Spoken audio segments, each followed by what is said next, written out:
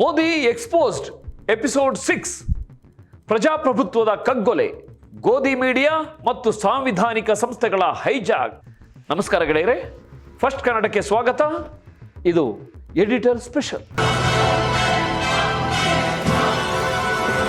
Modi exposed ಸರಣಿಯ 6ನೇ ಎಪಿಸೋಡ್ಗೆ ನಿಮ್ಗೆಲ್ಲರಿಗೂ ಸ್ವಾಗತ. ಕಳೆದ 5 ಎಪಿಸೋಡ್ಗಳಲ್ಲಿ ನಾವು ಆರ್ಥಿಕತೆಯ ಕುಸಿತ, ನಿರುದ್ಯೋಗ, ರೈತರ ಕಣ್ಣೀರು, ಎಲೆಕ್ಟೋರಲ್ ಬಾಂಡ್ ಹಗರಣ ಮತ್ತು ಗಡಿಯಲ್ಲಿ ಚೀನಾ ಅತಿಕ್ರಮಣ ಮಾಡಿದ ಬೆತ್ತಲೆ ಸತ್ಯಗಳನ್ನು ದಾಖಲೆಗಳ ಸಮೇತ ನಿಮ್ಮ ಮುಂದೆ ಇಟ್ಟಿದ್ದೇವೆ. ಇಷ್ಟೆಲ್ಲ ಭೀಕರವಾದ ವೈಫಲ್ಯಗಳಿದ್ರು, ದೇಶದಲ್ಲಿ ಕೋಟ್ಯಂತರ ಯುವಕರು ಕೆಲಸವಿಲ್ಲದೆ ಒದ್ದಾಡ್ತಿದ್ರು, ಜನಸಾಮಾನ್ಯರಿಗೆ ಈ ಸರ್ಕಾರವೇ ವಿಶ್ವಗುರು ಅಂತ ಯಾಕೆ ಅನ್ನಿಸ್ತಿದೆ? ಈ ಆಕ್ರೋಶ ಯಾಕೆ ಬೀದಿಗೆ ಇನ್ನೂ ಬರ್ತಿಲ್ಲ? ಗೆಳೆಯರೇ, ಇದಕ್ಕೆ ಕಾರಣ ಈ ದೇಶದ ಮುಖ್ಯವಾಹಿನಿ ಮಾಧ್ಯಮಗಳು, ಮೇನ್ ಸ್ಟ್ರೀಮ್ ಮೀಡಿಯಾ. ಪ್ರಜಾಪ್ರಭುತ್ವದ 4ನೇ ಸ್ತಂಭ ಅಂತ ಕರೆಸಿಕೊಳ್ಳುವ ಪತ್ರಿಕೋದ್ಯಮ ಇವತ್ತು ಕಾರ್ಪೊರೇಟ್ ಕುಳಗಳ, ಸರ್ಕಾರದ ಬೂಟು ನೆಕ್ಕುವ ಗೋಧಿ ಮೀಡಿಯಾ ಆಗಿ ಬದಲಾಗಿದೆ. ಬಾಬಾ ಸಾಹೇಬ್ ಡಾಕ್ಟರ್ BR ಅಂಬೇಡ್ಕರ್ ಅವರು ಬಹಳ ಹಿಂದೆ ಒಂದು ಎಚ್ಚರಿಕೆ ಕೊಟ್ಟಿದ್ರು. ಮಾರಿಕೊಂಡ ಪತ್ರಕರ್ತ 100 ಭಯೋತ್ಪಾದಕರಿಗೆ ಸಮ ಅಂತ. ಇವತ್ತು ನಮ್ಮ ನ್ಯಾಷನಲ್ ಟಿವಿ ವಾಹಿನಿಗಳು ಪ್ರತಿದಿನ ರಾತ್ರಿ 9 ಗಂಟೆಗೆ ಸ್ಟುಡಿಯೋದಲ್ಲಿ ಕೂತು ಮಾಡ್ತಿರೋದು ಅದೇ ಭಯೋತ್ಪಾದನೆ. ಮನುಷ್ಯರ ನಡುವೆ, ಧರ್ಮಗಳ ನಡುವೆ ಬೆಂಕಿ ಹಚ್ಚುವ ಕೆಲಸ. ಇವತ್ತು ಈ ಗೋಧಿ ಮೀಡಿಯಾ ಹೇಗೆ ಸೃಷ್ಟಿಯಾಯಿತು, ಪತ್ರಕರ್ತರನ್ನ ಹೇಗೆ ಖರೀದಿಸಲಾಯಿತು ಮತ್ತು ಸರ್ಕಾರವನ್ನು ಪ್ರಶ್ನಿಸುವ ಪತ್ರಕರ್ತರನ್ನ ಜೈಲಿಗೆ ಹಾಕಿ ಪ್ರಜಾಪ್ರಭುತ್ವದ ಕತ್ತು ಹಿಸುಕಿದ್ದು ಹೇಗೆ? ಬನ್ನಿ, ಇದರ ಕಂಪ್ಲೀಟ್ ಪೋಸ್ಟ್ ಮಾರ್ಟಮ್ ಮಾಡೋಣ.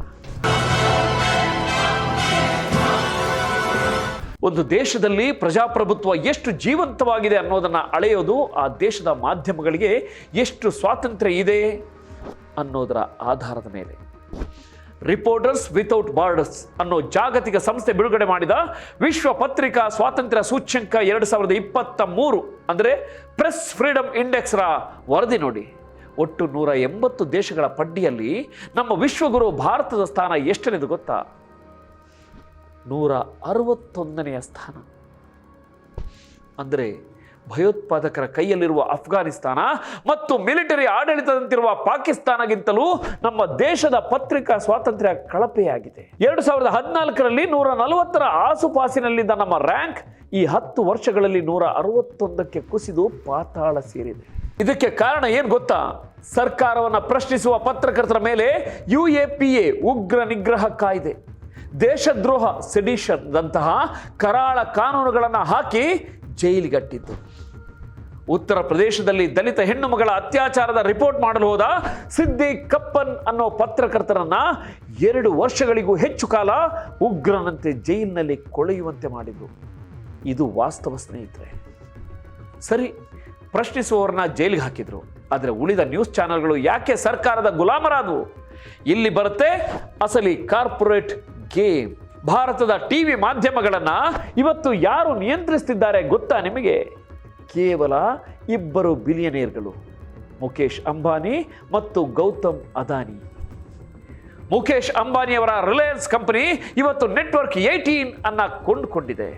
ಇದರ ಅಡಿಯಲ್ಲಿ ನ್ಯೂಸ್ 18, CNN, IBN ಸೇರಿದಂತೆ 16 ಭಾಷೆಗಳ 70ಕ್ಕೂ ಹೆಚ್ಚು ಚಾನೆಲ್ಗಳಿವೆ. ಇನ್ನು ಸರ್ಕಾರವನ್ನು ಸ್ವಲ್ಪ ಮಟ್ಟಿಗಾದರೂ ಪ್ರಶ್ನಿಸುತ್ತಿದ್ದ ಏಕೈಕ ನ್ಯಾಷನಲ್ ನ್ಯೂಸ್ ಚಾನೆಲ್ ಅಂದರೆ ಅದು NDTV. ರವೀಶ್ ಕುಮಾರ್ ಅವರಂತಹ ಪತ್ರಕರ್ತರು ಅಲ್ಲಿ ಗ್ರೌಂಡ್ ರಿಪೋರ್ಟ್ ಮಾಡ್ತಿದ್ರು. ಈ ಸರ್ಕಾರ ಏನು ಮಾಡ್ತು? ಗೌತಮ್ ಅದಾನಿಯವರ ಮೂಲಕ NDTVಯನ್ನು ಹಾಸ್ಟೆಲ್ ಟೇಕ್ ಓವರ್, ಬಲವಂತದ ಖರೀದಿ ಮಾಡಿಸ್ತು. ಪ್ರಣಯ್ ರಾಯ್, ರವೀಶ್ ಕುಮಾರ್ ಎಲ್ಲರೂ ರಾಜೀನಾಮೆ ಕೊಟ್ಟು ಹೊರಬಂದರು. ಗೆಳೆಯರೇ, ಇಡೀ ದೇಶದ 80% ನ್ಯೂಸ್ ವೀಕ್ಷಕರನ್ನ ತಲುಪುವ ಚಾನೆಲ್ಗಳು ಈಗ ಸರ್ಕಾರಕ್ಕೆ ಆಪ್ತರಾಗಿರುವ ಈ 2 ಕಾರ್ಪೊರೇಟ್ಗಳ ಜೇಬಿನಲ್ಲಿವೆ. ಕಾರ್ಪೊರೇಟ್ ಮಾಲೀಕರು ಹೇಳಿದ ಮೇಲೆ ಆ ಚಾನೆಲ್ನ ಆಂಕರ್ಗಳು ಸರ್ಕಾರದ ಪರವಾಗಿ ಬೊಗಳದೇ ಇರಲು ಸಾಧ್ಯನಾ? ಇವತ್ತು ನೀವು ಟಿವಿಯಲ್ಲಿ ನೋಡ್ತಿರೋದು ಸುದ್ದಿ ಅಲ್ಲ, ಅದು ಕಾರ್ಪೊರೇಟ್ಗಳು ನಿಮಗೆ ಉಣಬಡಿಸ್ತಿರುವ PR ಏಜೆನ್ಸಿಯ ಸ್ಕ್ರಿಪ್ಟ್ ಸ್ನೇಹಿತರೆ. PR ಏಜೆನ್ಸಿಯ ಸ್ಕ್ರಿಪ್ಟ್. ಕಾರ್ಪೊರೇಟ್ಗಳ ಕೈಗೆ ಸಿಗದ ಕೆಲವು ಪ್ರಾದೇಶಿಕ ಪತ್ರಿಕೆಗಳು, ಸಣ್ಣ ನ್ಯೂಸ್ ಚಾನೆಲ್ಗಳನ್ನು ಸರ್ಕಾರ ಹೇಗೆ ಕಂಟ್ರೋಲ್ ಮಾಡ್ತು ಗೊತ್ತಾ? ಜಾಹೀರಾತು, ಅಡ್ವರ್ಟೈಸ್ಮೆಂಟ್ಸ್ ಅನ್ನೋ ಅಸ್ತ್ರದ ಮೂಲಕ. ಕೇಂದ್ರ ಸರ್ಕಾರ ಪ್ರತಿ ವರ್ಷ ನಮ್ಮ ಟ್ಯಾಕ್ಸ್ ಹಣದಲ್ಲಿ ಕೋಟ್ಯಂತರ ರೂಪಾಯಿಗಳ ಜಾಹೀರಾತನ್ನ ಮಾಧ್ಯಮಗಳಿಗೆ ಕೊಡುತ್ತೆ. RTI ಮೂಲಕ ಕೇಳಲಾದ ಮಾಹಿತಿಯ ಪ್ರಕಾರ 2014ರಿಂದ ಇಲ್ಲಿವರೆಗೆ ಈ ಸರ್ಕಾರ ತನ್ನ ಪ್ರಚಾರಕ್ಕಾಗಿ ಟಿವಿ ಮತ್ತು ಪೇಪರ್ ಜಾಹೀರಾತುಗಳಿಗಾಗಿ ಖರ್ಚು ಮಾಡಿರುವ ಮೊತ್ತ ಬರೋಬ್ಬರಿ 6,400 ಕೋಟಿ ರೂಪಾಯಿಗಳಿಗೂ ಹೆಚ್ಚು. ಇಲ್ಲಿ ಷರತ್ತು ಬಹಳ ಸಿಂಪಲ್ ಸ್ನೇಹಿತರೆ. ನೀವು ಸರ್ಕಾರದ ಪರವಾಗಿ ನ್ಯೂಸ್ ಮಾಡಿದರೆ, ಮೋದಿಯವರ ಗುಣಗಾನ ಮಾಡಿದರೆ, ನಿಮ್ಮ ಚಾನಲ್ಗೆ, ನಿಮ್ಮ ಪೇಪರ್ಗೆ ಕೋಟಿ ಕೋಟಿ ರೂಪಾಯಿಯ ಸರ್ಕಾರಿ ಜಾಹೀರಾತು ಸಿಗುತ್ತೆ. ಅದೇ ನೀವು ರೈತರ ಬಗ್ಗೆ, ನಿರುದ್ಯೋಗದ ಬಗ್ಗೆ, ಸರ್ಕಾರದ ಭ್ರಷ್ಟಾಚಾರದ ಬಗ್ಗೆ ಪ್ರಶ್ನೆ ಮಾಡಿದರೆ ಮರುದಿನವೇ ನಿಮ್ಮ ಚಾನಲ್ಗೆ ಸರ್ಕಾರಿ ಜಾಹೀರಾತು ಕಟ್ ಆಗುತ್ತೆ. ಜಾಹೀರಾತು ಇಲ್ಲದೆ ಯಾವ ಮೀಡಿಯಾ ತಾನೇ ಬದುಕಲು ಸಾಧ್ಯ ಹೇಳಿ? ಹೀಗಾಗಿ ಬದುಕುವ ಅನಿವಾರ್ಯತೆಗಾಗಿ ಬಹುತೇಕ ಪತ್ರಕರ್ತರು ತಮ್ಮ ಬೆನ್ನು ಮೂಳೆಯನ್ನು ಮುರ್ಕೊಂಡು ಗೋಧಿ ಮೀಡಿಯಾದ ಭಾಗವಾದರು. ಈ ಗೋಧಿ ಮೀಡಿಯಾದ ಅತಿ ದೊಡ್ಡ ಷಡ್ಯಂತ್ರ ನಡೆಯೋದೇ ಪ್ರತಿದಿನ ರಾತ್ರಿ 9 ಗಂಟೆಗೆ. ದೇಶದಲ್ಲಿ ಪೆಟ್ರೋಲ್ ಬೆಲೆ 100 ರೂಪಾಯಿ ದಾಟಿದಾಗ ಈ ನ್ಯೂಸ್ ಆಂಕರ್ಗಳು ಗ್ಯಾನ್ವಾಪಿ ಮಸೀದಿಯ ಬಗ್ಗೆ ಡಿಬೇಟ್ ಮಾಡ್ತಾರೆ. ಮಣಿಪುರದಲ್ಲಿ ಹೆಣ್ಣು ಮಕ್ಕಳನ್ನ ಬೆತ್ತಲೆ ಮಾಡಿ ಮೆರವಣಿಗೆ ಮಾಡಿದಾಗ ಇವರು ಪಾಕಿಸ್ತಾನದ ಸೀಮಾ ಹೈದರ್ ಬಗ್ಗೆ ಬ್ರೇಕಿಂಗ್ ನ್ಯೂಸ್ ಮಾಡ್ತಾರೆ. ಚೀನಾ ನಮ್ಮ ಗಡಿಯೊಳಗೆ ನುಗ್ಗಿ ಭೂಮಿ ಕಸಿದುಕೊಂಡ್ರೆ ಇವರು ನೆಹರು ಮಾಡಿದ ತಪ್ಪುಗಳು ಅಂತ ಹಿಸ್ಟರಿ ಕ್ಲಾಸ್ ತೆಗೆದುಕೊಳ್ತಾರೆ. ಈ ದೇಶದ ಯುವಕರು ನಿರುದ್ಯೋಗದಿಂದ ಒದ್ದಾಡ್ತಿರುವಾಗ ಇವರು ಈ ಯುವಕರ ತಲೆಗೆ ಹಿಂದೂ ಧರ್ಮ ಅಪಾಯದಲ್ಲಿದೆ ಅನ್ನುವ ಅಫೀಮನ್ನ ತುಂಬುತ್ತಾರೆ. ಇದು ಕೇವಲ TRPಗಾಗಿ ಮಾಡುತ್ತಿರುವ ಡಿಬೇಟ್ಗಳಲ್ಲ ಬಾಸ್. ಇದು ಸರ್ಕಾರದ ವೈಫಲ್ಯಗಳನ್ನು ಮುಚ್ಚಿ ಹಾಕಲು, ವಾಸ್ತವದ ಪ್ರಶ್ನೆಗಳು ಜನರ ತಲೆಯಲ್ಲಿ ಹುಟ್ಟದಂತೆ ಮಾಡಲು ನಡೆಯುತ್ತಿರುವ ವ್ಯವಸ್ಥಿತವಾದ ಬ್ರೈನ್ ವಾಶ್. ಗೋಬೆಲ್ಸ್ ಎನ್ನುವ ಹಿಟ್ಲರ್ನ ಪ್ರಚಾರ ಮಂತ್ರಿ ಹೇಳ್ತಿದ್ದ, ಒಂದು ಸುಳ್ಳನ್ನ 100 ಬಾರಿ ಗಟ್ಟಿಯಾಗಿ ಹೇಳಿದ್ರೆ ಜನ ಅದನ್ನ ಸತ್ಯ ಅಂತ ನಂಬ್ತಾರೆ ಅಂತ. ನಮ್ಮ ಗೋಧಿ ಮೀಡಿಯಾ ಮತ್ತು BJP IT ಸೆಲ್ ಮಾಡ್ತಿರೋದು ಇದೇ ಗೋಬೆಲ್ಸ್ ಥಿಯರಿಯನ್ನ. ಫೇಕ್ ನ್ಯೂಸ್, ಮಾರ್ಫ್ ಮಾಡಿದ ವಿಡಿಯೋಗಳನ್ನು ವಾಟ್ಸಪ್ ಗ್ರೂಪ್ಗಳಿಗೆ ಬಿಟ್ಟು ಸುಳ್ಳನ್ನೇ ಸತ್ಯವನ್ನಾಗಿ ಮಾಡುವ ಫ್ಯಾಕ್ಟರಿಗಳು ಇವತ್ತು ನಮ್ಮ ದೇಶವನ್ನ ಆಳ್ತಿವೆ ಸ್ನೇಹಿತರೆ. ಇಲ್ಲಿವರೆಗೂ ನಾವು ಪ್ರಜಾಪ್ರಭುತ್ವದ 4ನೇ ಸ್ತಂಭವಾದ ಮಾಧ್ಯಮಗಳನ್ನ ಕಾರ್ಪೊರೇಟ್ಗಳ ಮುಖಾಂತರ, ಜಾಹೀರಾತುಗಳ ಆಮಿಷದ ಮುಖಾಂತರ ಹೇಗೆ ಸರ್ಕಾರದ ಸಾಕು ನಾಯಿಗಳನ್ನಾಗಿ ಮಾಡಲಾಯಿತು ಅನ್ನೋದನ್ನ ನೋಡಿದ್ರು. ಗೆಳೆಯರೇ, ಮೀಡಿಯಾ ಅನ್ನೋದು ಕಾವಲು ನಾಯಿ, ವಾಚ್ ಡಾಗ್ ಆಗಿರಬೇಕಿತ್ತು. ಆದರೆ ಅದು ಇವತ್ತು ಸರ್ಕಾರದ ಸಾಕು ನಾಯಿ ಆಗಿದೆ, ಲ್ಯಾಪ್ ಡಾಗ್ ಆಗಿದೆ. ಆದರೆ ಕೇವಲ ಮೀಡಿಯಾವನ್ನ ಮಾತ್ರವಲ್ಲ, ಈ ದೇಶದ ಪ್ರಜಾಪ್ರಭುತ್ವವನ್ನು ಕಾಪಾಡಬೇಕಿದ್ದ ಸಾಂವಿಧಾನಿಕ ಸಂಸ್ಥೆಗಳನ್ನ, ಕಾನ್ಸ್ಟಿಟ್ಯೂಷನಲ್ ಇನ್ಸ್ಟಿಟ್ಯೂಷನ್ಸ್ ಕೂಡ ಈ ಸರ್ಕಾರ ಹೇಗೆ ಹೈಜಾಕ್ ಮಾಡಿದೆ ಅನ್ನೋದು ಇದಕ್ಕಿಂತ ಭಯಾನಕವಾಗಿದೆ. ಚುನಾವಣಾ ಆಯೋಗ, ಎಲೆಕ್ಷನ್ ಕಮಿಷನ್, ಇದರಿಂದ ಮುಖ್ಯ ನ್ಯಾಯಮೂರ್ತಿಗಳನ್ನ, CJI ಇವರನ್ನ ಹೊರಹಾಕಲು ತಂದ ಹೊಸ ಕಾನೂನು, ಸುಪ್ರೀಂ ಕೋರ್ಟ್ ಜಡ್ಜ್ಗಳಿಗೆ ರಿಟೈರ್ ಆದ ಮೇಲೆ ಸಿಗುವ ರಾಜ್ಯಸಭಾ ಸೀಟ್ಗಳು ಮತ್ತು ಮಾಹಿತಿ ಹಕ್ಕು ಕಾಯ್ದೆಯನ್ನ ಅಂದ್ರೆ RTI ಸಾಯಿಸಿದ್ದು ಹೇಗೆ ಅಂತ ನೋಡೋಣ ಬನ್ನಿ. ಒಂದು ದೇಶದ ಪ್ರಜಾಪ್ರಭುತ್ವ ಕೇವಲ ಮಾಧ್ಯಮಗಳ ಮೇಲೆ ನಿಂತಿಲ್ಲ. ಈ ದೇಶದಲ್ಲಿ ಪ್ರತಿಯೊಬ್ಬ ಬಡವನಿಗೆ, ಶೋಷಿತನಿಗೆ ನ್ಯಾಯ ಸಿಗಬೇಕು, ಚುನಾವಣೆಗಳು ನ್ಯಾಯಸಮ್ಮತವಾಗಿ ನಡೀಬೇಕು ಅಂತ ನಮ್ಮ ಸಂವಿಧಾನ ಶಿಲ್ಪಿ ಡಾಕ್ಟರ್ BR ಅಂಬೇಡ್ಕರ್ ಅವರು ಕೆಲವು ಸ್ವತಂತ್ರ ಸಾಂವಿಧಾನಿಕ ಸಂಸ್ಥೆಗಳನ್ನು, ಇಂಡಿಪೆಂಡೆಂಟ್ ಕಾನ್ಸ್ಟಿಟ್ಯೂಷನಲ್ ಬಾಡೀಸ್ ಅನ್ನ ಸೃಷ್ಟಿ ಮಾಡಿದ್ರು. ಚುನಾವಣಾ ಆಯೋಗ, ಎಲೆಕ್ಷನ್ ಕಮಿಷನ್, ನ್ಯಾಯಾಂಗ ವ್ಯವಸ್ಥೆ, ಜುಡಿಷಿಯರಿ, ಮಹಾಲೇಖಪಾಲರು CAG ಮತ್ತು ಮಾಹಿತಿ ಹಕ್ಕು ಆಯೋಗ, ಇನ್ಫಾರ್ಮೇಷನ್ ಕಮಿಷನ್. ಇವೆಲ್ಲವೂ ಯಾವುದೇ ರಾಜಕೀಯ ಪಕ್ಷದ, ಯಾವುದೇ ಪ್ರಧಾನಿಯ ಗುಲಾಮರಾಗಿರಬಾರದು. ಇವು ಸ್ವತಂತ್ರವಾಗಿ ಕೆಲಸ ಮಾಡಬೇಕು ಅನ್ನೋದು ಅಂಬೇಡ್ಕರ್ ಅವರ ಕನಸಾಗಿತ್ತು. ಆದರೆ 2014ರಿಂದ ಅಧಿಕಾರಕ್ಕೆ ಬಂದ ಈ 56 ಇಂಚಿನ ಸರ್ಕಾರ ಬಹಳ ವ್ಯವಸ್ಥಿತವಾಗಿ ಕಾನೂನಿನ ಮೂಲಕವೇ ಈ ಎಲ್ಲ ಸಂಸ್ಥೆಗಳ ಬೆನ್ನು ಮೂಳೆಯನ್ನು ಮುರಿದು ಅವುಗಳನ್ನು ತಮ್ಮ ರಬ್ಬರ್ ಸ್ಟ್ಯಾಂಪ್ ಮಾಡಿಕೊಂಡ ಕರಾಳ ಇತಿಹಾಸವನ್ನ ಇವತ್ತು ನಾನು ನಿಮ್ಮ ಮುಂದಲ್ಲಿದ್ದೇನೆ. ಒಂದೊಂದೇ ಸಂಸ್ಥೆಗಳನ್ನು ಇವರು ಹೇಗೆ ನುಂಗು ಹಾಕಿದ್ರು ಅನ್ನೋದರ ಪಕ್ಕಾ ಗ್ರೌಂಡ್ ರಿಪೋರ್ಟ್ ಇಲ್ಲಿದೆ. ನೀವು ಕಣ್ಣು ತೆರೆದು ನೋಡಬೇಕಷ್ಟೇ. ಮೊದಲಿಗೆ ದೇಶದ ಭವಿಷ್ಯವನ್ನು ನಿರ್ಧರಿಸುವ ಚುನಾವಣಾ ಆಯೋಗದ ಕಥೆಗೆ ಬರೋಣ. ಪ್ರಜಾಪ್ರಭುತ್ವದಲ್ಲಿ ಚುನಾವಣೆ ಅಂದರೆ 2 ಪಕ್ಷಗಳ ನಡುವಿನ ಒಂದು ಕ್ರಿಕೆಟ್ ಮ್ಯಾಚ್ ಇದ್ದ ಹಾಗೆ. ಆ ಮ್ಯಾಚ್ ನ್ಯಾಯಯುತವಾಗಿ ನಡೀಬೇಕು ಅಂದರೆ ಆಟ ಆಡಿಸುವ ಅಂಪೈರ್ ತಟಸ್ಥನಾಗಿರಬೇಕು ಅಲ್ವಾ? ಹಲವಾರು ವರ್ಷಗಳಿಂದ ಈ ದೇಶದಲ್ಲಿ ಮುಖ್ಯ ಚುನಾವಣಾ ಆಯುಕ್ತರನ್ನ ನೇಮಕ ಮಾಡುತ್ತಿದ್ದದ್ದು ನೇರವಾಗಿ ಕೇಂದ್ರ ಸರ್ಕಾರವೇ. ಇದರ ವಿರುದ್ಧ ಸುಪ್ರೀಂ ಕೋರ್ಟ್ನಲ್ಲಿ ಒಂದು ಐತಿಹಾಸಿಕ ಕೇಸ್ ನಡೆಯಿತು. ಮಾರ್ಚ್ 2023ರಲ್ಲಿ ಸುಪ್ರೀಂ ಕೋರ್ಟ್ನ 5 ನ್ಯಾಯಮೂರ್ತಿಗಳ ಸಂವಿಧಾನ ಪೀಠ ಒಂದು ಕ್ರಾಂತಿಕಾರಿ ತೀರ್ಪು ನೀಡಿತು. ಇನ್ನು ಮುಂದೆ ಚುನಾವಣಾ ಆಯುಕ್ತರನ್ನು ನೇಮಿಸಲು ಒಂದು ಸ್ವತಂತ್ರ ಸಮಿತಿ ಇರಬೇಕು. ಆ ಸಮಿತಿಯಲ್ಲಿ 3 ಜನ ಇರಬೇಕು. ಒಬ್ಬರು ದೇಶದ ಪ್ರಧಾನಿ, ಮತ್ತೆ 2 ವಿರೋಧ ಪಕ್ಷದ ನಾಯಕ, ಮತ್ತೆ ಸುಪ್ರೀಂ ಕೋರ್ಟ್ನ ಮುಖ್ಯ ನ್ಯಾಯಮೂರ್ತಿ. CJI ಸುಪ್ರೀಂ ಕೋರ್ಟ್ ಈ ತೀರ್ಪು ಯಾಕೆ ಕೊಡ್ತು? ಯಾಕಂದ್ರೆ ಪ್ರಧಾನಿ ಮತ್ತು ವಿಪಕ್ಷ ನಾಯಕರ ನಡುವೆ ಭಿನ್ನಾಭಿಪ್ರಾಯ ಬಂದರೆ CJI ಅವರು ಒಂದು ತಟಸ್ಥ ನಿಲುವು ತೆಗೆದುಕೊಂಡು ಯೋಗ್ಯವಾದ ಅಧಿಕಾರಿಯನ್ನ ಅಂಪೈರ್ ಆಗಿ ನೇಮಿಸಲಿ ಅಂತ. ಇದು ನಿಜವಾದ ಪ್ರಜಾಪ್ರಭುತ್ವ. ಆದರೆ ಈ ಮೋದಿ ಸರ್ಕಾರ ಏನ್ ಮಾಡ್ತು ಗೊತ್ತಾ? ಡಿಸೆಂಬರ್ 2023ರ ಚಳಿಗಾಲದ ಅಧಿವೇಶನದಲ್ಲಿ ಬರೋಬ್ಬರಿ 146 ವಿರೋಧ ಪಕ್ಷದ ಸಂಸದರನ್ನ ಸಂಸತ್ನಿಂದ ಅಮಾನತು ಮಾಡಿ ವಿಪಕ್ಷವೇ ಇಲ್ಲದ ಖಾಲಿ ಸಂಸತ್ನಲ್ಲಿ ಒಂದು ಹೊಸ ಮಸೂದೆಯನ್ನ ಪಾಸ್ ಮಾಡಿತು. ಆ ಬಿಲ್ನಲ್ಲಿ ಏನಿತ್ತು ಗೊತ್ತಾ? ಚುನಾವಣಾ ಆಯುಕ್ತರನ್ನ ನೇಮಿಸುವ ಸಮಿತಿಯಿಂದ ಸುಪ್ರೀಂ ಕೋರ್ಟ್ನ ಮುಖ್ಯ ನ್ಯಾಯಮೂರ್ತಿಗಳನ್ನೇ ಹೊರಹಾಕಲಾಯಿತು. CJI ಜಾಗದಲ್ಲಿ ಯಾರನ್ನು ತರಲಾಯಿತು? ಪ್ರಧಾನಿಯವರು ಸೂಚಿಸುವ ಒಬ್ಬ ಕ್ಯಾಬಿನೆಟ್ ಮಂತ್ರಿಯನ್ನ. ಗೆಳೆಯರೆ, ಇದರ ಲೆಕ್ಕಾಚಾರ ನೋಡಿ. 3 ಜನರ ಸಮಿತಿಯಲ್ಲಿ ಈಗ ಯಾರ್ಯಾರಿದ್ದಾರೆ? ಒಬ್ಬರು ಪ್ರಧಾನಿ, ಮತ್ತೊಬ್ಬರು ಪ್ರಧಾನಿ ಹೇಳಿದಂತೆ ಕೇಳುವ ಅವರದೇ ಪಕ್ಷದ ಮಂತ್ರಿ, ಮತ್ತು 3ನೇವರು ವಿಪಕ್ಷ ನಾಯಕ. ಅಂದ್ರೆ 3ರಲ್ಲಿ 2 ಓಟ್ ಯಾವಾಗಲೂ ಪ್ರಧಾನಿಯವರ ಕೈಯಲ್ಲೇ ಇರುತ್ತೆ. ವಿಪಕ್ಷ ನಾಯಕ ಬಾಯಿ ಬಡ್ಕೊಂಡ್ರು ಪ್ರಧಾನಿ ತಮಗೆ ಬೇಕಾದ ತಮ್ಮ ಮಾತನ್ನ ಚಾಚೂ ತಪ್ಪದೆ ಕೇಳುವ RSS ಹಿನ್ನೆಲೆಯ ಅಧಿಕಾರಿಯನ್ನೇ ತಂದು ಅಂಪೈರ್ ಆಗಿ ಕೂರಿಸಬಹುದು. ಆಟ ಆಡುವ ಕ್ಯಾಪ್ಟನ್ ತನಗೆ ಬೇಕಾದ ಅಂಪೈರ್ನನ್ನ ತಾನೇ ನೇಮಕ ಮಾಡಿಕೊಂಡ್ರೆ ಆ ಮ್ಯಾಚ್ನಲ್ಲಿ ವಿರೋಧ ಪಕ್ಷಕ್ಕೆ ನ್ಯಾಯ ಸಿಗಲು ಸಾಧ್ಯನಾ? ಇದರ ಪರಿಣಾಮ ಏನಾಯ್ತು? 2024ರ ಲೋಕಸಭಾ ಚುನಾವಣೆಯಲ್ಲಿ ಆಡಳಿತ ಪಕ್ಷದ ನಾಯಕರು ಧರ್ಮದ ಹೆಸರಿನಲ್ಲಿ, ಮುಸ್ಲಿಮರ ಹೆಸರಿನಲ್ಲಿ, ಮಂಗಳಸೂತ್ರದ ಹೆಸರಿನಲ್ಲಿ ಎಷ್ಟೇ ದ್ವೇಷ ಭಾಷಣ ಮಾಡಿದ್ರು ಚುನಾವಣಾ ಆಯೋಗ ಅವರಿಗೆ ಒಂದೇ ಒಂದು ನೋಟಿಸ್ ಕೊಡಲಿಲ್ಲ ಸ್ನೇಹಿತರೆ. ಅದೇ ವಿಪಕ್ಷದವರು ಒಂದೇ ಒಂದು ಸಣ್ಣ ತಪ್ಪು ಮಾಡಿದ್ರು ತಕ್ಷಣ ಅವರ ಹೆಲಿಕಾಪ್ಟರ್ ಚೆಕ್ ಮಾಡಲಾಯಿತು, ನೋಟಿಸ್ ಕೊಡಲಾಯಿತು. ಪ್ರಜಾಪ್ರಭುತ್ವದ ಅತಿ ದೊಡ್ಡ ಕಾವಲು ನಾಯಿಯನ್ನ ಬರೀ ಒಂದು ಕಾಯ್ದೆಯ ಮೂಲಕ ಸರ್ಕಾರ ತನ್ನ ಜೇಬಿಗೆ ಹಾಕಿಕೊಂಡಿತ್ತು. ಮುಂದಿನದು ಈ ದೇಶದ ಕಟ್ಟ ಕಡೆಯ ಪ್ರಜೆಯ ಕೊನೆಯ ಭರವಸೆ ನ್ಯಾಯಾಂಗ ವ್ಯವಸ್ಥೆ ಅಥವಾ ನಮ್ಮ ಕೋರ್ಟ್ಗಳು. ಸಂವಿಧಾನದ ಪ್ರಕಾರ ಕಾರ್ಯಾಂಗ ಅಂದರೆ ಸರ್ಕಾರ ಮತ್ತು ನ್ಯಾಯಾಂಗ 2 ಪ್ರತ್ಯೇಕವಾಗಿರಬೇಕು. ಸರ್ಕಾರ ತಪ್ಪು ಮಾಡಿದರೆ ಅದರ ಕಿವಿಯ ಹಿಂಡಿ ಬುದ್ಧಿ ಹೇಳುವ ತಾಕತ್ತು ಈ ಸುಪ್ರೀಂ ಕೋರ್ಟ್ಗೆ ಇರಬೇಕು. ಆದರೆ ಕಳೆದ 10 ವರ್ಷಗಳಲ್ಲಿ ಈ ಸರ್ಕಾರ ನ್ಯಾಯಮೂರ್ತಿಗಳನ್ನು ಹೇಗೆ ಕಂಟ್ರೋಲ್ ಮಾಡಿದೆ ಅನ್ನೋದು ಇಡೀ ಪ್ರಜಾಪ್ರಭುತ್ವವೇ ತಲೆ ತಗ್ಗಿಸುವಂತಹ ವಿಚಾರ. ಒಬ್ಬ ನ್ಯಾಯಮೂರ್ತಿಯನ್ನು ಕಂಟ್ರೋಲ್ ಮಾಡಲು 2 ದಾರಿಗಳಿವೆ. ಒಂದು ಜೈಲು ಅಥವಾ ಸಾವಿನ ಭಯ ಹುಟ್ಟಿಸೋದು. 2 ನಿವೃತ್ತಿಯ ನಂತರದ ಅಂದರೆ ಪೋಸ್ಟ್ ರಿಟೈರ್ಮೆಂಟ್ ಆಮಿಷಗಳನ್ನು ಒಡ್ಡೋದು. ನೀವು ಜಸ್ಟಿಸ್ ಲೋಯಾ ಅವರ ನಿಗೂಢ ಸಾವಿನ ಪ್ರಕರಣವನ್ನು ನೆನಪಿಸ್ಕೊಳ್ಳಿ.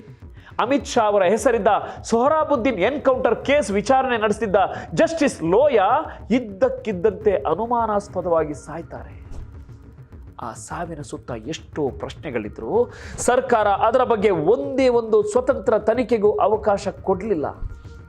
ಈ ಘಟನೆ ಇಡೀ ನ್ಯಾಯಾಂಗ ವ್ಯವಸ್ಥೆಯಲ್ಲಿ ಕೆಳ ಹಂತದ ಜಡ್ಜ್ಗಳಲ್ಲಿ ಎಂತಹ ಭಯದ ವಾತಾವರಣ ಸೃಷ್ಟಿಸಿರಬಹುದು ಯೋಚನೆ ಮಾಡಿ. ಇನ್ನು 2ನೇ ದಾರಿ ಆಮಿಷ. ಸುಪ್ರೀಂ ಕೋರ್ಟ್ನ ನಿವೃತ್ತ ಮುಖ್ಯ ನ್ಯಾಯಮೂರ್ತಿ ರಂಜನ್ ಗೊಗೊಯ್ ಅವರ ಉದಾಹರಣೆಯನ್ನೇ ತೆಗೆದುಕೊಳ್ಳಿ. ಇವರು ನಿವೃತ್ತಿಯಾಗುವ ಕೆಲವೇ ತಿಂಗಳುಗಳ ಮುಂಚೆ ಸರ್ಕಾರದ ಪರವಾಗಿರುವಂತಹ 2 ಅತಿ ದೊಡ್ಡ ಐತಿಹಾಸಿಕ ತೀರ್ಪುಗಳನ್ನು ನೀಡಿದ್ರು. ಒಂದು ಅಯೋಧ್ಯೆ ರಾಮ ಮಂದಿರದ ತೀರ್ಪು, 2 ಸಾವಿರಾರು ಕೋಟಿ ರೂಪಾಯಿಗಳ ರಫೇಲ್ ಯುದ್ಧ ವಿಮಾನ ಹಗರಣದಲ್ಲಿ ಸರ್ಕಾರಕ್ಕೆ ನೀಡಿದ ಕ್ಲೀನ್ ಚಿಟ್. ಈ 2 ತೀರ್ಪುಗಳನ್ನು ನೀಡಿದ ಕೇವಲ 4 ತಿಂಗಳಲ್ಲಿ ಅಂದರೆ ಮಾರ್ಚ್ 2020ರಲ್ಲಿ ಇದೇ ನರೇಂದ್ರ ಮೋದಿ ಸರ್ಕಾರ ರಂಜನ್ ಗೊಗೊಯ್ ಅವರನ್ನ ರಾಜ್ಯಸಭಾ ಸದಸ್ಯರನ್ನಾಗಿ ನಾಮನಿರ್ದೇಶನ ಮಾಡಿತ್ತು. ಯೋಚನೆ ಮಾಡಿ ಬಾಸ್, ದೇಶದ ಅತ್ಯುನ್ನತ ನ್ಯಾಯಾಲಯದ ಮುಖ್ಯಸ್ಥರಾಗಿದ್ದವರು ನಿವೃತ್ತಿಯಾದ ತಕ್ಷಣ ಆಡಳಿತ ಪಕ್ಷದ ದಯೆಯಿಂದ ರಾಜ್ಯಸಭೆಯ MP ಆಗ್ತಾರೆ, ಸರ್ಕಾರಿ ಬಂಗಲೆಯಲ್ಲಿ ಉಳಿತಾರೆ. ಅಂದರೆ ಜನಸಾಮಾನ್ಯರಿಗೆ ನ್ಯಾಯಾಂಗದ ಮೇಲಿನ ನಂಬಿಕೆ ಉಳಿಯುತ್ತಾ? ಇದು ಕೇವಲ ಒಬ್ಬ ಜಡ್ಜ್ ಕಥೆಯಲ್ಲ ಸ್ನೇಹಿತರೆ. ನಿವೃತ್ತಿಯಾದ ತಕ್ಷಣ ಜಡ್ಜ್ಗಳಿಗೆ ಗವರ್ನರ್ ಹುದ್ದೆ, ಜಸ್ಟಿಸ್ ಅಬ್ದುಲ್ ನಜೀರ್ APಯ ಗವರ್ನರ್, ಟ್ರಿಬ್ಯುನಲ್ ಅಧ್ಯಕ್ಷ ಹುದ್ದೆಗಳನ್ನು ಹಂಚಿ ಸರ್ಕಾರದ ಪರವಾಗಿ ತೀರ್ಪು ಕೊಟ್ಟರೆ ನಿಮ್ಮ ನಿವೃತ್ತಿ ಜೀವನವನ್ನು ನಾವು ನೋಡ್ಕೊಳ್ತೀವಿ ಅನ್ನುವ ಭ್ರಷ್ಟ ಸಂದೇಶವನ್ನ ನ್ಯಾಯಾಂಗ ವ್ಯವಸ್ಥೆಗೆ ರವಾನಿಸಲಾಯಿತು. 3ನೇದು ಮತ್ತು ಅತಿ ಮುಖ್ಯವಾದದ್ದು ಮಾಹಿತಿ ಹಕ್ಕು ಕಾಯ್ದೆ, right to information act RTI. 2005ರಲ್ಲಿ UPA ಸರ್ಕಾರ ಈ ದೇಶದ ಜನಸಾಮಾನ್ಯರಿಗೆ ಕೊಟ್ಟ ಅತಿ ದೊಡ್ಡ ಅಸ್ತ್ರ ಇದು. ಒಬ್ಬ ಸಾಮಾನ್ಯ ಹಳ್ಳಿಯ ರೈತ 10 ರೂಪಾಯಿಯ ಪೋಸ್ಟಲ್ ಆರ್ಡರ್ ಹಾಕಿ ಪ್ರಧಾನಿಯವರ ಆಫೀಸ್ನಲ್ಲಿ ಎಷ್ಟು ಟೀ ಖರ್ಚಾಗಿದೆ, ಈ ರಸ್ತೆಗೆ ಎಷ್ಟು ಕೋಟಿ ಮಂಜೂರಾಗಿದೆ ಅಂತ ನೇರವಾಗಿ ಪ್ರಶ್ನಿಸಿ ಸರ್ಕಾರಿ ದಾಖಲೆಗಳನ್ನು ತೆಗೆಯುವ ಶಕ್ತಿ ಈ ಕಾಯ್ದೆಯಲ್ಲಿತ್ತು. ಭ್ರಷ್ಟಾಚಾರವನ್ನು ಬೇರು ಸಹಿತ ಕಿತ್ತೊಗೆಯುತ್ತೇವೆ ಅಂತ ಬಂದ ಈ ಮೋದಿ ಸರ್ಕಾರ ಮೊದಲು ಮಾಡಿದ್ದೇನು ಗೊತ್ತಾ ನಿಮಗೆ? ಇದೇ RTI ಕಾಯ್ದೆಯ ಕತ್ತು ಹಿಸುಕುವ ಕೆಲಸವನ್ನ 2019ರಲ್ಲಿ ಸಂಸತ್ನಲ್ಲಿ RTI ತಿದ್ದುಪಡಿ ಮಸೂದೆಯನ್ನ RTI ಅಮೆಂಡ್ಮೆಂಟ್ ಬಿಲ್ ಅನ್ನ ತರಲಾಯಿತು. ಇದರ ಪ್ರಕಾರ ಕೇಂದ್ರ ಮತ್ತು ರಾಜ್ಯ ಮಾಹಿತಿ ಆಯುಕ್ತರ ಅಧಿಕಾರಾವಧಿ ಮತ್ತು ಅವರ ಸಂಬಳವನ್ನು ನಿರ್ಧರಿಸುವ ಸಂಪೂರ್ಣ ಅಧಿಕಾರವನ್ನು ಕೇಂದ್ರ ಸರ್ಕಾರ ತನ್ನ ಕೈಗೆ ತೆಗೆದುಕೊಂಡಿತ್ತು. ಅಂದರೆ ಮಾಹಿತಿ ಆಯುಕ್ತರು ಸರ್ಕಾರಕ್ಕೆ ಇಷ್ಟವಾಗದ ಸರ್ಕಾರದ ಭ್ರಷ್ಟಾಚಾರವನ್ನು ಬಯಲು ಮಾಡುವಂತಹ ಮಾಹಿತಿಯನ್ನ ಜನರಿಗೆ ಕೊಟ್ಟರೆ ಸರ್ಕಾರ ಮರುದಿನವೇ ಆ ಆಯುಕ್ತರ ಸಂಬಳ ಕಡಿತ ಮಾಡಬಹುದು ಅಥವಾ ಅವರನ್ನ ಕೆಲಸದಿಂದಲೇ ತೆಗೆಯಬಹುದು. ಅಧಿಕಾರಿಗಳ ಕುತ್ತಿಗೆ ಮೇಲೆ ಕತ್ತಿಟ್ಟ ಮೇಲೆ ಯಾವ ಆಯುಕ್ತ ತಾನೇ ಸರ್ಕಾರದ ವಿರುದ್ಧ ಮಾಹಿತಿ ಕೊಡಲಿಕ್ಕೆ ಧೈರ್ಯ ಮಾಡ್ತಾನೆ? ಇದರ ಪರಿಣಾಮವಾಗಿ ಇವತ್ತು ನೀವು ಯಾವುದೇ ದೊಡ್ಡ ಹಗರಣದ ಬಗ್ಗೆ RTI ಹಾಕಿ ನೋಡಿ, ನ್ಯಾಷನಲ್ ಸೆಕ್ಯೂರಿಟಿ, ರಾಷ್ಟ್ರೀಯ ಭದ್ರತೆ ಅನ್ನೋ ಒಂದೇ ಒಂದು ಪದದ ನೆಪ ಹೇಳಿ ನಿಮ್ಮ ಅರ್ಜಿಯನ್ನ ಕಸದ ಬುಟ್ಟಿಗೆ ಹಾಕಲಾಗುತ್ತೆ. ಕೋಟ್ಯಂತರ ರೂಪಾಯಿ ದೇಣಿಗೆ ಸಂಗ್ರಹಿಸಿದ PM ಕೇರ್ಸ್ ಫಂಡ್ ಬಗ್ಗೆ RTI ಹಾಕಿದ್ರೆ ಇದು ಸಾರ್ವಜನಿಕ ಪ್ರಾಧಿಕಾರವಲ್ಲ, ನಾಟ್ ಎ ಪಬ್ಲಿಕ್ ಅಥಾರಿಟಿ, ಮಾಹಿತಿ ಕೊಡಲಾಗೋದಿಲ್ಲ ಅಂತ ಸರ್ಕಾರ ಬಾಯಿ ಮುಚ್ಚಿಸುತ್ತೆ. ಎಲೆಕ್ಟೋರಲ್ ಬಾಂಡ್ಗಳ ಮಾಹಿತಿ ಕೇಳಿದಾಗಲೂ SBI ಇದೇ RTI ಅಸ್ತ್ರವನ್ನು ನಾಶ ಮಾಡಿತ್ತು. ಇದೆಲ್ಲದರ ಜೊತೆಗೆ ಈ ಸರ್ಕಾರ ಸಂವಿಧಾನದ ಫೆಡರಲ್ ವ್ಯವಸ್ಥೆಯನ್ನೇ ಅಂದರೆ ಒಕ್ಕೂಟ ವ್ಯವಸ್ಥೆಯ ಮೇಲೆಯೇ ಹೇಗೆ ಬಾಂಬ್ ಹಾಕಿದೆ ನೋಡಿ. ಈ ದೇಶದಲ್ಲಿ ರಾಜ್ಯ ಸರ್ಕಾರಗಳನ್ನು ಆರಿಸೋದು ಆಯಾ ರಾಜ್ಯದ ಜನರು. ಆದರೆ ಎಲ್ಲಿ BJP ಹತ್ರ ಸರ್ಕಾರಗಳಿವೆಯೋ ಅಲ್ಲಿ ಕೇಂದ್ರ ಸರ್ಕಾರ ತಾನು ನೇಮಕ ಮಾಡಿದ ರಾಜ್ಯಪಾಲರನ್ನ ಬಳಸಿಕೊಂಡು ಹೇಗೆ ದಬ್ಬಾಳಿಕೆ ಮಾಡ್ತಿದೆ ಅನ್ನೋದು ನಿಮ್ಮ ಕಣ್ಣ ಮುಂದೆ ಇದೆ. ರಾಜಭವನಗಳು ಇವತ್ತು ಕೇವಲ BJPಯ ಬ್ರಾಂಚ್ ಆಫೀಸ್ಗಳಾಗಿ ಬದಲಾಗಿವೆ. ತಮಿಳುನಾಡಿನಲ್ಲಿ ಚುನಾಯಿತ ಸರ್ಕಾರ ಪಾಸ್ ಮಾಡಿದ 10ಕ್ಕೂ ಹೆಚ್ಚು ಮಸೂದೆಗಳಿಗೆ ಅಲ್ಲಿನ ಗವರ್ನರ್ RN ರವಿ ಅವರು ಸಹಿ ಹಾಕದೆ ತಿಂಗಳುಗಟ್ಟಲೆ ಫೈಲ್ಗಳನ್ನು ತಮ್ಮ ಟೇಬಲ್ ಮೇಲೆ ಇಟ್ಕೊಂಡು ಸರ್ಕಾರದ ಆಡಳಿತವನ್ನೇ ಸ್ತಬ್ಧ ಮಾಡಿದರು. ಕೇರಳದಲ್ಲಿ ಆರಿಫ್ ಮೊಹಮ್ಮದ್ ಖಾನ್ ಅವರು ನೇರವಾಗಿ ಮುಖ್ಯಮಂತ್ರಿಗಳ ಜೊತೆ ರಸ್ತೆಯಲ್ಲೇ ಜಗಳವಾಡುವ ಮಟ್ಟಕ್ಕೆ ಇಳಿದರು. ಕರ್ನಾಟಕದಲ್ಲಿ ಮಾಜಿ CM ಸಿದ್ದರಾಮಯ್ಯನವರ ವಿರುದ್ಧ 10 ವರ್ಷದ ಹಿಂದಿನ ಮೂಡಾ ಕೇಸ್ನಲ್ಲಿ ಯಾವುದೇ ಪ್ರಾಥಮಿಕ ತನಿಖೆ ಆಗುವ ಮುನ್ನವೇ ರಾತ್ರೋರಾತ್ರಿ ಪ್ರಾಸಿಕ್ಯೂಷನ್ಗೆ ಅನುಮತಿ ಕೊಡುವ ರಾಜ್ಯಪಾಲರು BJP ನಾಯಕರಾದ ಜನಾರ್ದನ್ ರೆಡ್ಡಿ, ಮುರುಗೇಶ್ ನಿರಾಣಿ, ಶಶಿಕಲಾ ಜೊಲ್ಲೆ ಅವರ ವಿರುದ್ಧ ಲೋಕಾಯುಕ್ತ ತನಿಖೆ ಮುಗಿದು ಚಾರ್ಜ್ ಶೀಟ್ ರೆಡಿ ಇದ್ರೂ ವರ್ಷಾನುಗಟ್ಟಲೆ ಪ್ರಾಸಿಕ್ಯೂಷನ್ಗೆ ಅನುಮತಿ ಕೊಡದೆ ಫೈಲ್ ಮುಚ್ಚಿಟ್ಟುಕೊಂಡು ಕೂರ್ತಾರೆ. ಯಾಕೆ ಈ ತಾರತಮ್ಯ ಸ್ನೇಹಿತರೆ? ಇನ್ನು ಮಹಾರಾಷ್ಟ್ರದಲ್ಲಿ 2019ರಲ್ಲಿ ನಡೆದ ಆ ಡ್ರಾಮಾವನ್ನು ಯಾರು ತಾನೇ ಮರೆಯಲಿಕ್ಕೆ ಸಾಧ್ಯ? ಬೆಳಗಿನ ಜಾವ 5:30ಕ್ಕೆ ಇಡೀ ದೇಶ ನಿದ್ರೆಯಲ್ಲಿರುವಾಗ ರಾಷ್ಟ್ರಪತಿ ಆಳ್ವಿಕೆಯನ್ನು ರದ್ದು ಮಾಡಿ ಬೆಳಿಗ್ಗೆ 6 ಗಂಟೆಗೆ ರಾಜಭವನದಲ್ಲಿ ದೇವೇಂದ್ರ ಫಡ್ನವೀಸ್ ಅವರಿಗೆ ಕದ್ದು ಮುಚ್ಚಿ ಮುಖ್ಯಮಂತ್ರಿಯಾಗಿ ಪ್ರಮಾಣ ವಚನ ಬೋಧಿಸಿದ್ರಲ್ಲ ಅಂದಿನ ರಾಜ್ಯಪಾಲ ಭಗತ್ ಸಿಂಗ್ ಕೋಶ್ಯಾರಿ, ಅದು ಸಂವಿಧಾನದ ಕಗ್ಗೊಲೆಯಲ್ಲದೆ ಮತ್ತೇನು ಸ್ನೇಹಿತರೆ?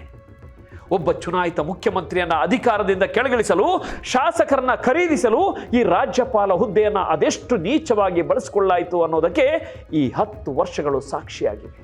ಗೆಳೆಯರೆ, ಸ್ವಲ್ಪ ಯೋಚನೆ ಮಾಡಿ. ಚುನಾವಣಾ ಆಯೋಗ ಸರ್ಕಾರದ ಜೀಬಿನಲ್ಲಿದೆ.